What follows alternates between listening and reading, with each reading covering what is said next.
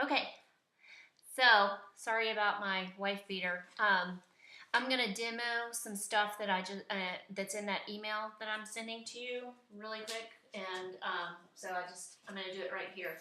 But there are some go-to ab exercises that you'll see on any list that I send you quite a bit because they're the ones that are my preferred set because there's minimal risk of injury in these, and unless you are at a point in your body fat percentage where you can achieve a six-pack, there's really not a whole lot of point in doing some of the more advanced ab work yet.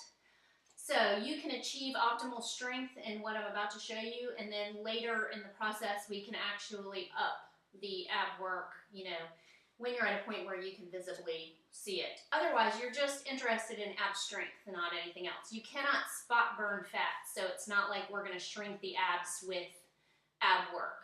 Okay, so fist crunch is the first one. Now, this is the safest way to do a crunch. So when you think about all the stuff we've been talking about, you minimize something in your daily life. Fist crunch is one of those exercises where you're going to do often, and you don't want to do anything harmful really often. Traditional crunches, in my opinion, are harmful. They do stress the back and the neck. So this is a more safe way to do a crunch. And so what you do, hopefully you can see me. It looks kind of far away. So you take your fist just like this. Can you see at this angle? Anyway, you take your fist and you press it into this little kind of concave point in your neck right here. You kind of wedge it in there. So the point, if you can see from this way, is that you cannot crunch your neck forward, okay? So you lie down on the mat, your palm is face up. So you're not fist crunching this way, you're fist crunching this way. Palm up. I always put my hand on the back of my head, but it is not pushing. It is merely supporting. So with your support on the back of your head, you're going to crunch forward, which means your shoulder blades are coming off the mat as far as possible. So nothing is crunching on the cervical vertebrae. Your cervical vertebrae, your C vertebrae are staying straight through this move. That is the point. On other kinds of crunches, your cervical vertebrae is going like this, and that repeatedly doing daily or weekly or whatever can cause some damage, and that's just not something we want to do. So, fist crunch. Bring the shoulder blades as far off the mat as possible. Tuck your ab muscles in and think about them. They actually did a study where they hooked electrodes up to people's muscles, and then they instructed them to do an exercise. And then the same person on the second set, they said, okay, now I want you to think about the body part that is being affected, which in this case would be your ab muscles. And when they did that, when the people thought about the muscle, they had a 30% increase in activation of muscle fibers. So you're going to get a bigger strength gain, a bigger size effect, if that's what you're looking for, when you think about the muscle in question. So think about that going forward on any exercise we're doing. Okay. So when you're doing fist crunch, just to recap, palm up, lifting the shoulder blades as far off the mat as you can. We'll do, your reps will increase with time. So I put some numbers in the email, just start with those. So next one is leg raises. Now, this is one of those that I am very weary to try with you. So if this is something that you don't think is a good idea, I want you to let me know. I don't know what your limited range of motion is in the lower back, so I'm gonna demo this, and then if that's not something you can do, then we're gonna think of something else to affect the low ab. The low ab is what we're trying to target here. So what I do is I put my hands,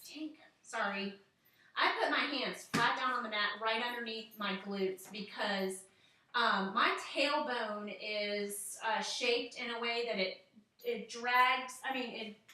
digs into the mat, and then it hurts. So whatever you have to do to make it comfortable. Some people can do it out here and not worry about their tailbone, but I have to put mine underneath, so whatever. Now, I'm going to show you the way that we are working up to first. So the end result is this. Hover above the ground, bring it straight back up. My computer just went to sleep again. Okay, so you're hovering on the ground, you're not resting. Hover and lift. It just looks like this, just like this. Now, there is a way to modify it in the beginning when you don't have the ab strength. You may have it, but if you don't have the low ab strength to do this move, what we're going to do is we're going to modify it. So you're going to come from hovering above the mat to bending your knees right above your chest. Bring it straight back out and hover. Bend the knees right above the chest. Straight back out and hover, just like this. So, one more modification. If this proves too difficult as well, this is another modification. You do one leg at a time. So, you hover. This leg is not touching the mat. I don't think you can see that, but it is not touching the mat. And then you just switch, switch, switch. You like my Uggs? Who knew you could work out in Uggs? Anyway, you just kind of go like this. And so that, then you move up to this one. So this is number 2. This is level 3. This is the one we're looking for. So that's the first 2. The second one is plank, which I'm sure you know how to do, and actually I'm going to touch my mouse really quick so that it doesn't go to sleep again. Anyway, plank, especially for your back. When you're in plank position, anyone who tells you to have a flat back is absolutely incorrect. Do not listen to those people. The correct plank position does not hyperextend the lower back. So you are planking and you have kind of an angle. So you have to figure out what your angle is. Some people are going to be higher, some people are going to be lower. You want equal distribution of the weight. You don't want to have, so let me show you. This is plank for me. Now, if I go like this, I'm distributing more weight onto my shoulders, and I do not want to do that.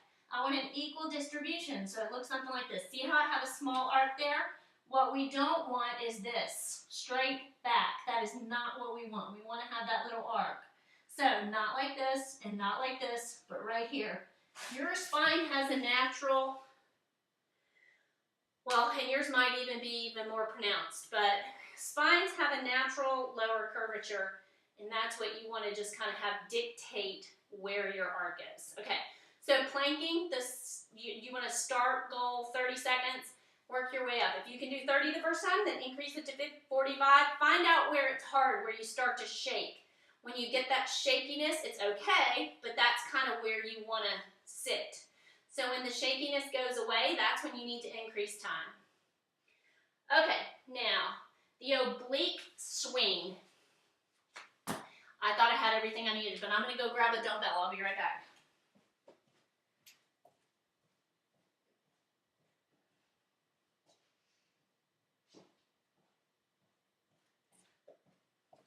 Okay, so you can use anything that you have in your house that's heavy.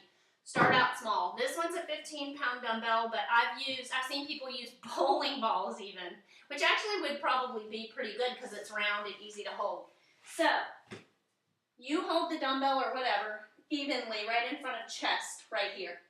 You lift your feet off the ground, so you are hovering. Your back is perfectly straight, and you swing to the right and swing to the left in a very controlled manner. You are not swinging furiously like this. You're just controlling, just like this. Very controlled and slow. Now, if this is too difficult for you, one of the things that you can do is actually you can use pillows, you can use whatever you want. You can prop 3 or 4 of them up, whatever you need, and put your feet on the pillow and just drop down when you need to. So you swing, try to keep them up, and then drop down when you can't do it anymore. So you keep your back super straight through the entire movement. You don't want, let's see if I can show you what you don't want. You don't want this. See how I'm curving at the top of the spine? And when you're in this position and you're curving at the top of the spine, it's just not a good place for your back to be.